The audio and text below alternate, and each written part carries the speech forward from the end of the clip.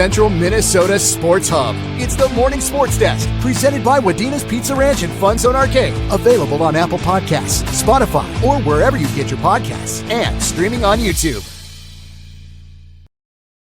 Hello and welcome to the Morning Sports Desk State Boys Basketball Tournament Preview Special. This is the Morning Sports Desk powered by Pizza Ranch and FunZone Arcade. I'm CJ Baumgartner.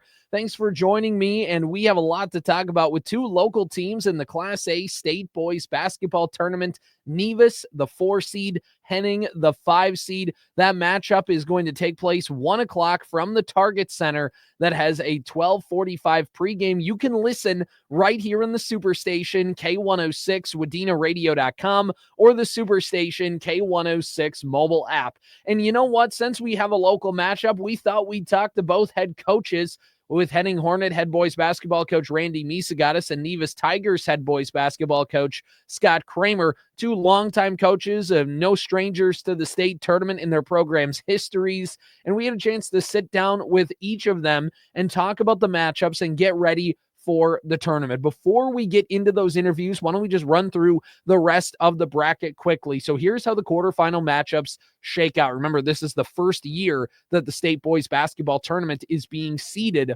1 through 8. The 1 seed, as I pull up my bracket here, this is why you should watch on YouTube on the Hubbard Radio-Wadena page. Just search Morning Sports Desk on Facebook and you can find it. We're looking through the bracket here. The 1-seeded Cherry, 29-1 overall in the season. They are the 1 seed, taking on the 8-seeded Bold, who has a record of 20-10. Cherry at a Section 7, Bold at a Section 2. Of course, Nevis winning Section 5, Henning winning Section 6. Nevis 26-4, Henning 27-3. Nevis, of course, had the head-to-head victory over Henning earlier this season. On the other side of the bracket, the 2-seeded Dawson Boyd, 27-3 overall. They're at a Section 3, taking on the 7-seeded Heritage Christian Academy. They're 24-5 out of Section 4. Then in the 3-6 game, the 3-seeded Red Lake County out of Section 8. They're 29-2 on the season, taking on the Section 1 champion Goodhue. They're the 6 seed, 22-8 overall this year.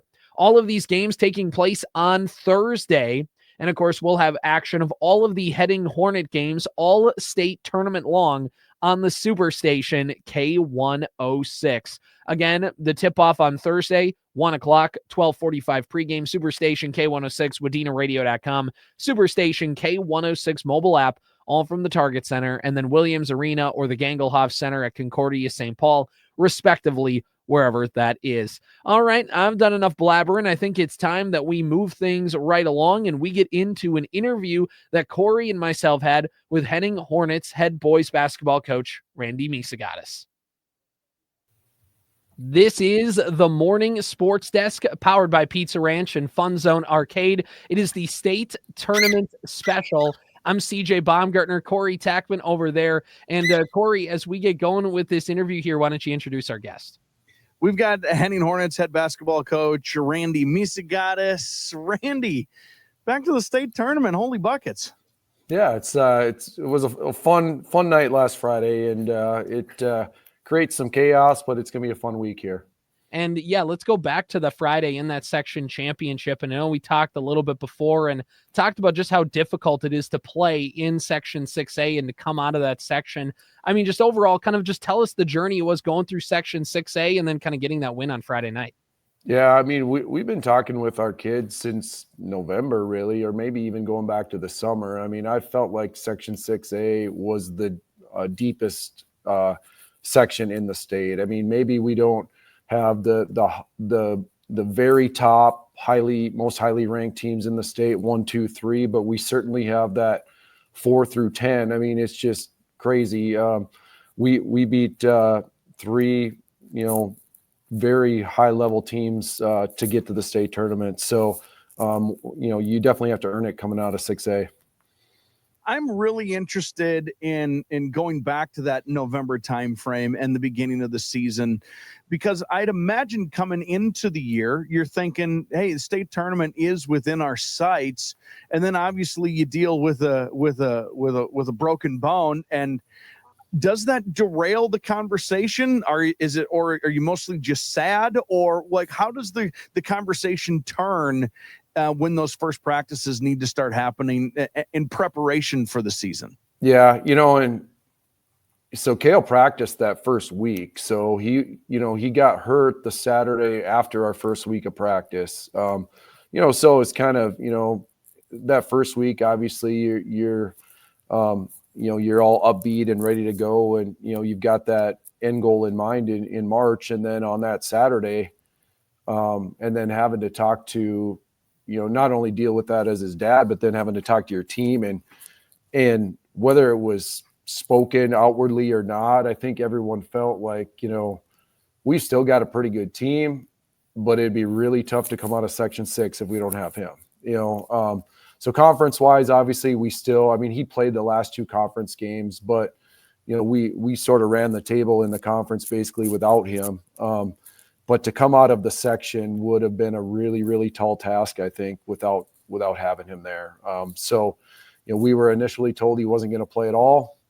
And then we sort of got some hope, down the road. And then it was just this waiting game. And even with rehab, the PT people always kept telling us, healing isn't linear. It doesn't go in a straight line. We can't give you an end date. Mm-hmm. So it was just, day after day of just, how do you feel? Where are we at? When are we going to get the go ahead? And, he was probably in a spot where he could have played that Hankinson game in Moorhead back in February. But it just, in our mind, it really wasn't worth it yet. So he went then the next week, and obviously here we are. And, throughout the season, like you said, you guys still looked at each other and said, this team is good. This team is going to win a lot of games. And that's exactly what you guys did. Talk about what it was like seeing kind of your team. I know that you have Kostelek, you have Bierke, you have a couple other players who have done a lot of really nice things for you this year. What did those players collectively do to step up and still have a great year?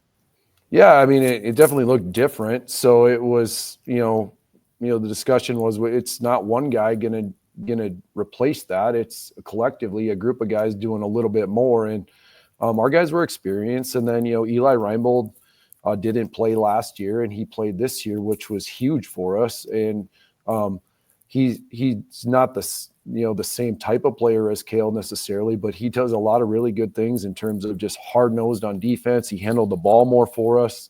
And then, Logan and Tegan and Noah, Dawson Misegades stepped in. We played a few underclassmen a little more, Ryan Despard. And, you sort of had to just, figure out those roles, and they morphed a little bit, from what they originally were going to be. And, I think, through some adversity, maybe comes some improvement in a lot of areas with those other guys too, just having to do more.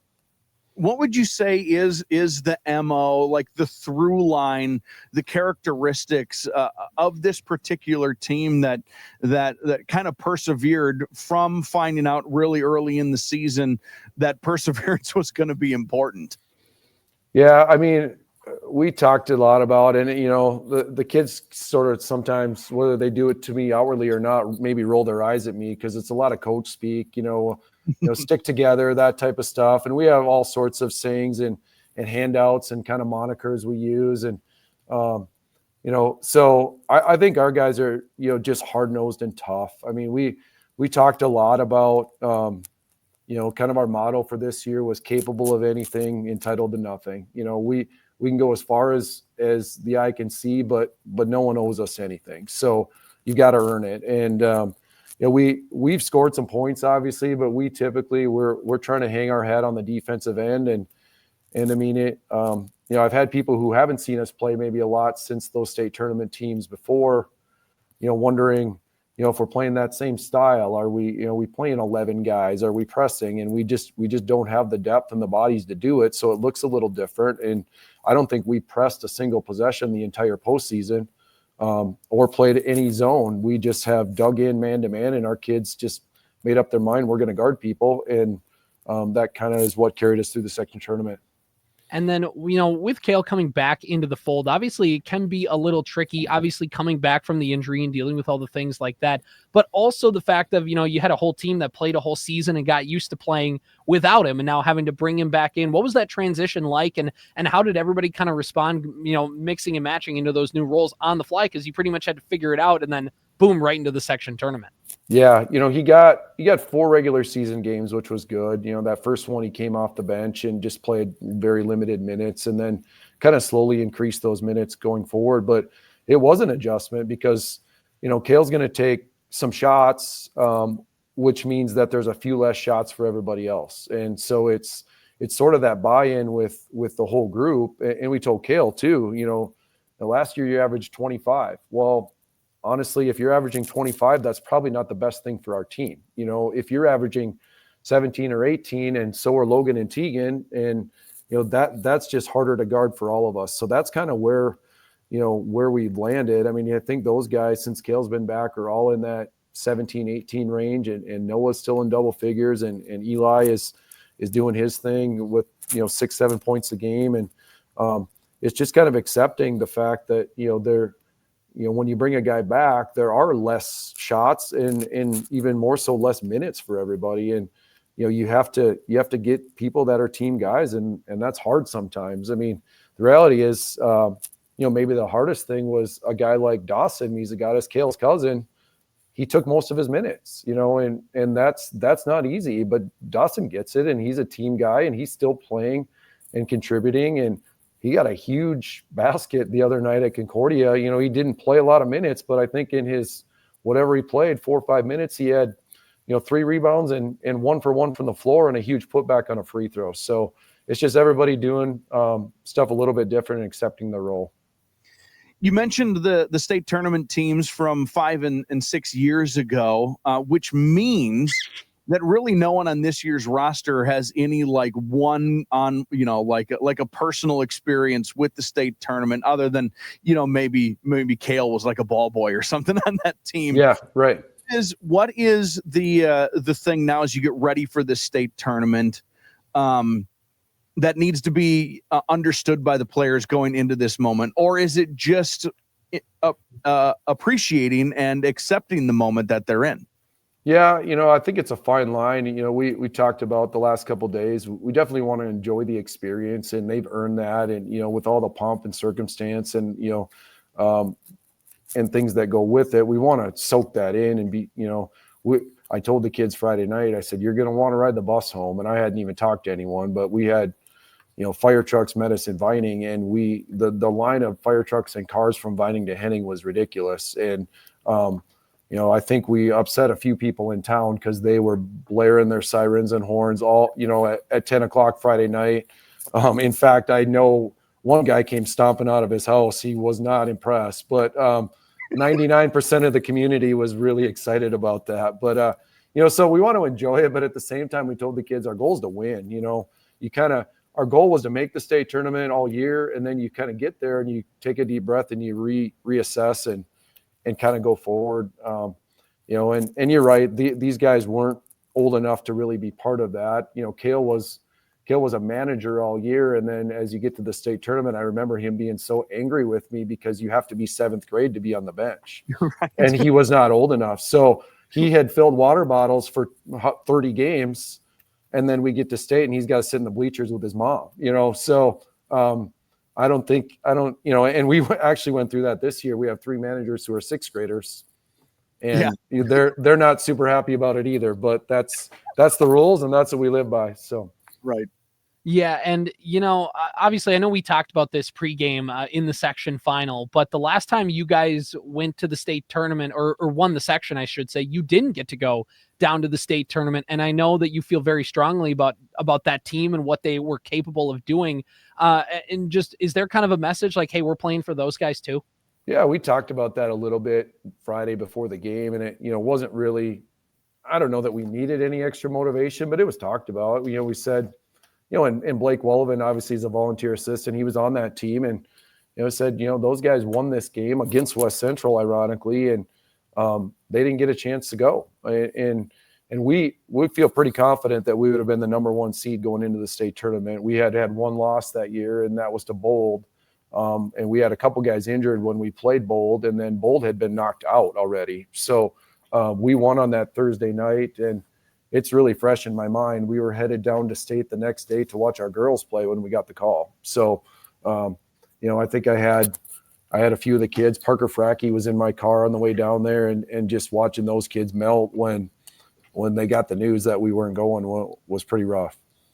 Well, it was a special year in Henning that year, right? I mean, like you mentioned, the girls were down there. You guys had an opportunity to do something that just doesn't come around very often, which is repeat. And I mean, whatever. We don't need to go. We know the emotions of what all of that brought over the next number of years.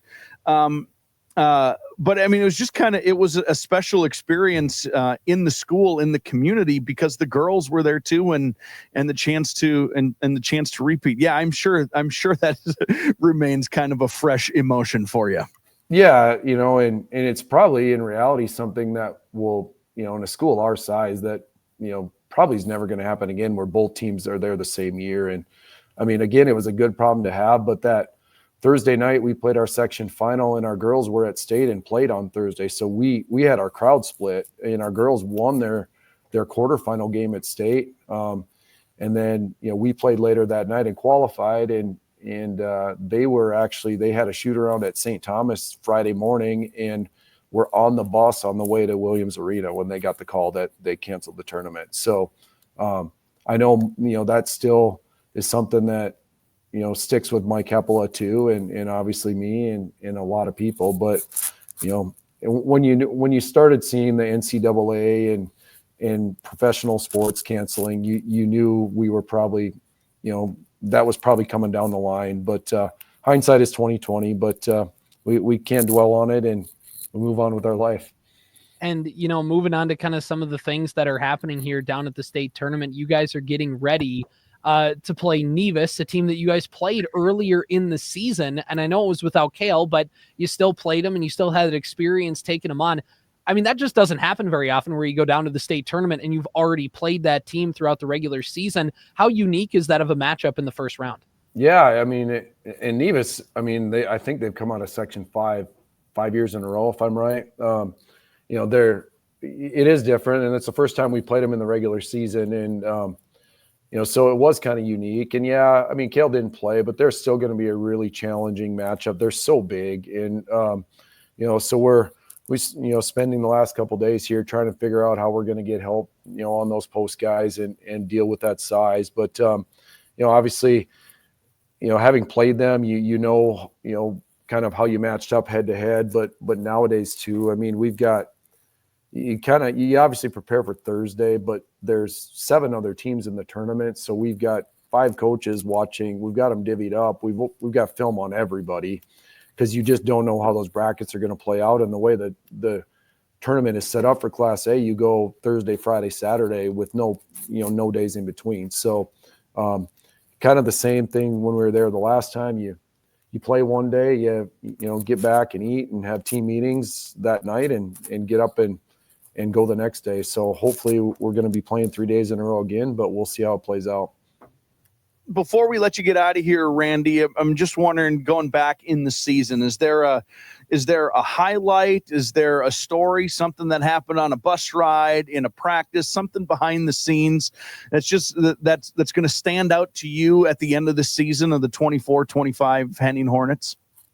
I think just I don't know if I would pinpoint one thing in particular, but just the perseverance of guys, having to deal with teammate going down, and just everyone having to do more. And I would say, even in particular, if there's one person, and obviously we've had many guys contribute, but the guy who's really grown up is Logan Kostelecki. I mean, he and I, and he'd be the first one to admit, and we have a great relationship, but he and I battle. I'm on him pretty hard, and we coach our guys pretty hard, and he's one of them.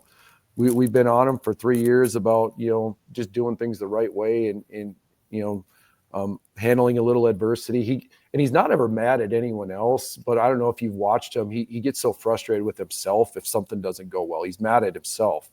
And it's just, you got to play through it. Mistakes are part of that. And I think over the last, month and a half, especially in the section tournament, he sort of realized, hey, maybe coach isn't quite as crazy as I think he is. And he's kind of really, really grown up and, just played through some of that adversity too. Yeah, 29 points, a big reason why you guys won on Friday. So yeah. Yep. He's such a unique, he's 6'5" too. Yeah. Like, it's such a unique body and a frame on the court as another guard. Really, it's it's basketball is such a fascinating thing. I know I'm running with this, and this is about Henning State basketball, but I'm always so fascinated with each possession is so important.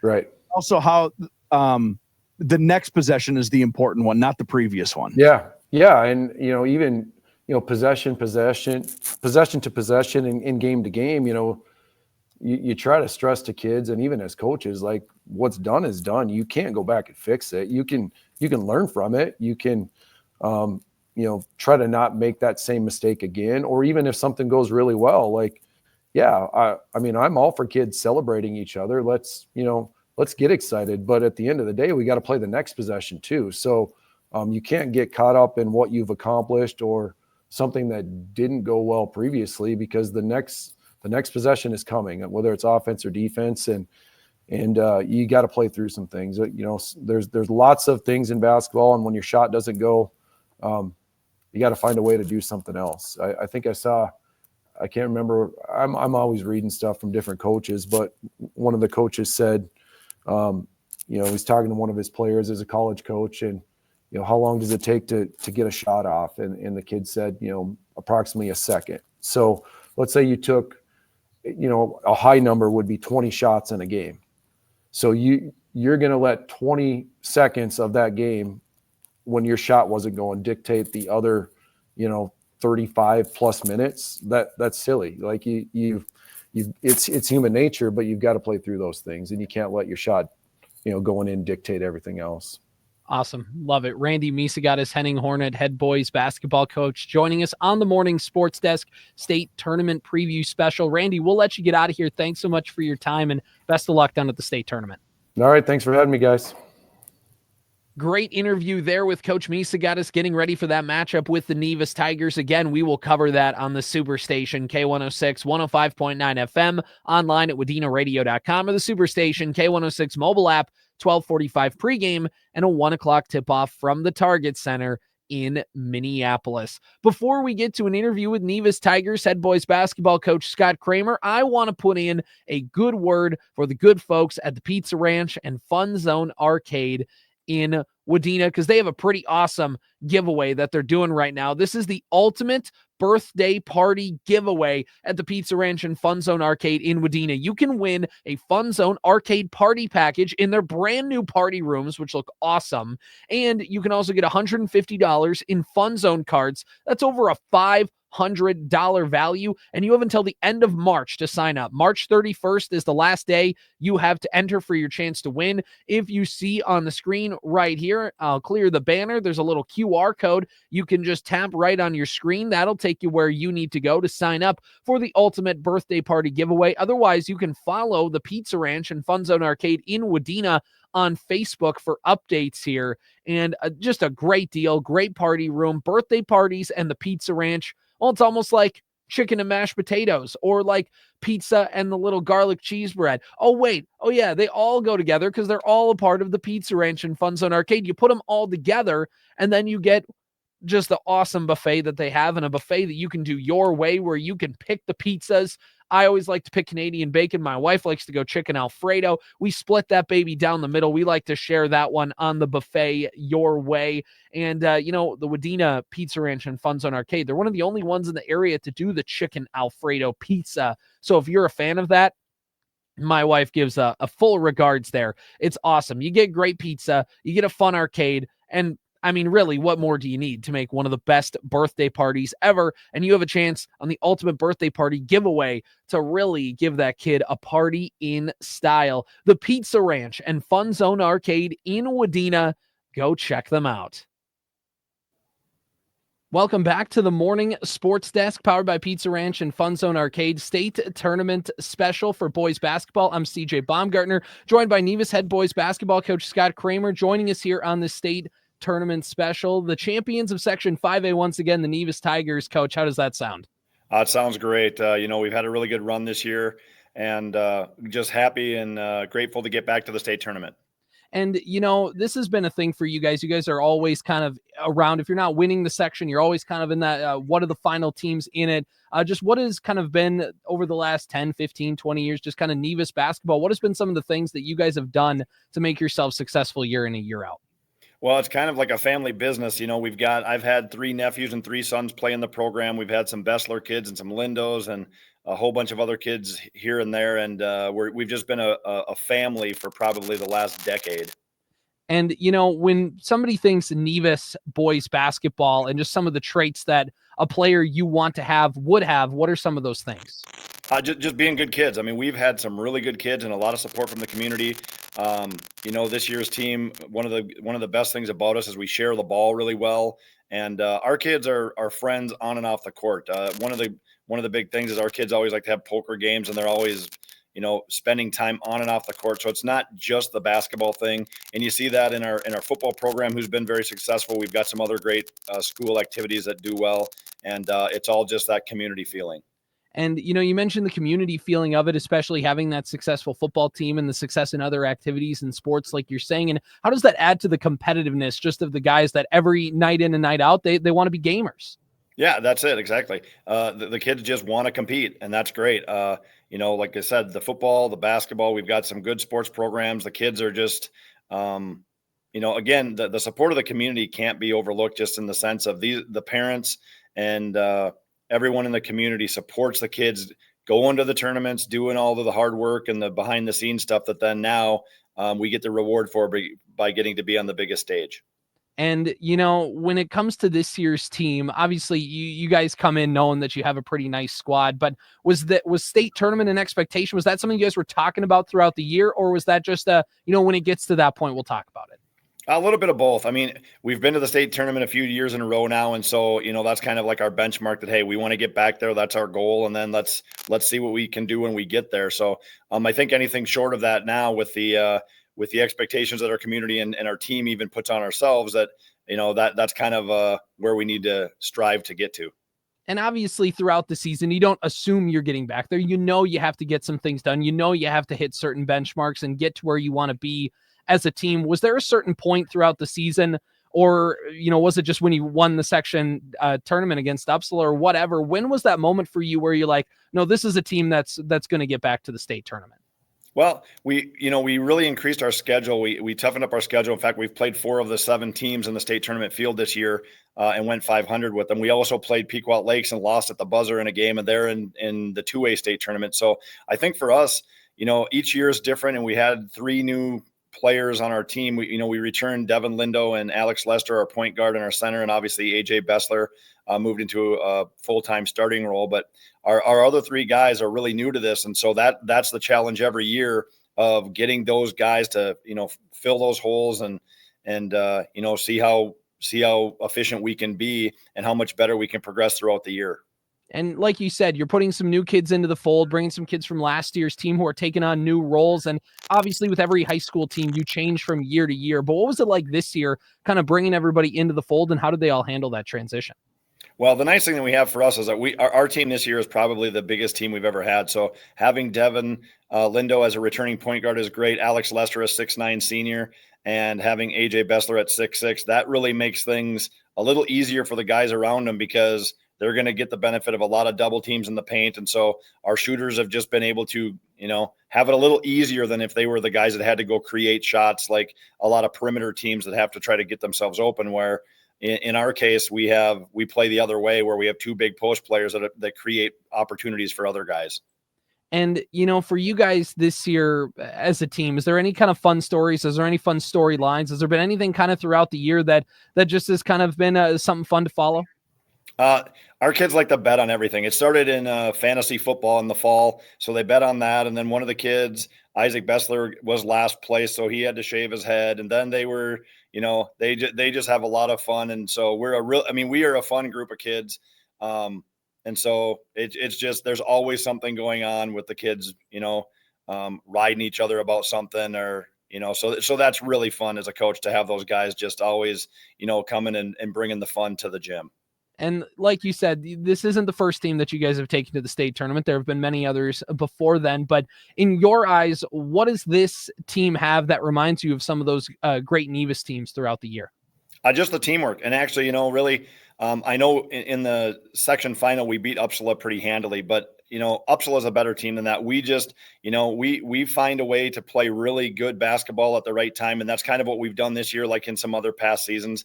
And again, just the guys buying into what the strategy is going to be and the game plan. And then, we've been able to, make that happen. And we've been successful doing it. So it's been really a treat and pleasure to be able to be around these guys as they're buying in and making things happen. And obviously you've been down to the state tournament numerous times. What does it take for a team to be successful specifically at the state tournament? And what qualities do you think that your team shares with that?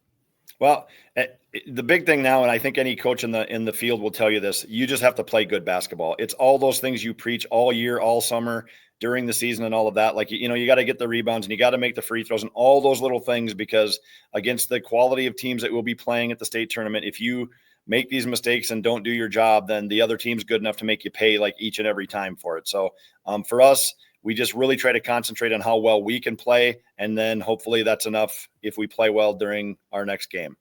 And what's, like you said, I mean, you guys are familiar with a lot of these teams who are down in the state tournament, and that's your quarterfinal matchup against Henning in the 4-5 game. You guys had the regular season victory to kind of get the head-to-head and get that 4 seed. What is just talk about the challenge that it is of playing a team down at the state tournament, or maybe it's a benefit of a team that you've played already in the regular season. Yeah, having the familiarity is great. And they in this case with Henning, they had a kid missing, the coach's kid, and so he's a really great player. So it might be a little misleading, but it's always good to play these teams for the competition and the value of being able to now basically have a game that you've already been able to scout because you have the familiarity with them, and so now we kind of have a better plan as to what we would do and what their personnel are. Last question for you here, Coach. What do you know about the Henning Hornets as currently constructed, and what's it going to take to get to the state semifinal game? Well, we're like I've said, we have to make our advantage an advantage. So our big guys inside are going to have to finish plays. We're going to have to make free throws and rebound. And they, as much as we want to take the ball inside, they want to play on the perimeter, drive, dish, and shoot threes. And so it's just going to be kind of a see who can get their game plan to go through. And I lied. One more question for you here. I'm going to let you get on your soapbox. Give me a reason why the Nevis Tigers can make a little bit of noise here at the state tournament this year. Well, I mean, again, it all starts with our 2 big guys. We've got, probably the 2 best big guys in the state in terms of in the post. I know Dawson Boyd has a couple of really good players that are big guys.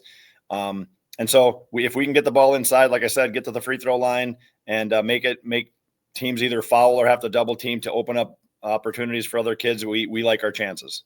We're talking with Nevis head boys basketball coach Scott Kramer on the Morning Sports Desk State Preview Special. Coach, appreciate the time so much. Best of luck down there, and we'll see you at the Target Center. Great. Thanks for having me. Thank you. Once again, I want to thank Coach Kramer of Nevis and Coach Misegades of Henning for giving us that time to talk with them. It's a busy week. There's a lot of things that have to happen to get a team to get ready to go down to the state tournament. We appreciate both of them taking some time to talk with us and just look over things and give us their perspective. This is going to be a really fun game. It's a 4-5 matchup between the 4-seeded Tigers out of Section 5 and the 5-seeded Henning Hornets out of Section 6. It's a 12:45 pregame, 1 o'clock tip-off, Superstation K-106, 105.9 FM, streaming online, WadenaRadio.com, the Superstation K-106 mobile app. Win or lose, we will be covering all of Henning's games throughout the state tournament. It's going to be awesome, and going to the state tournament is just always a fun time. Congratulations to the Tigers and the Hornets for getting down there. That's going to do it for me. This has been the State Boys Basketball State Tournament Preview Special, powered by Pizza Ranch and FunZone Arcade in Wadena for the Morning Sports Desk. Powered by Wadena's Pizza Ranch and FunZone Arcade. Follow the Morning Sports Desk on Apple Podcasts, Spotify, or wherever you get your podcasts. And watch every show on YouTube.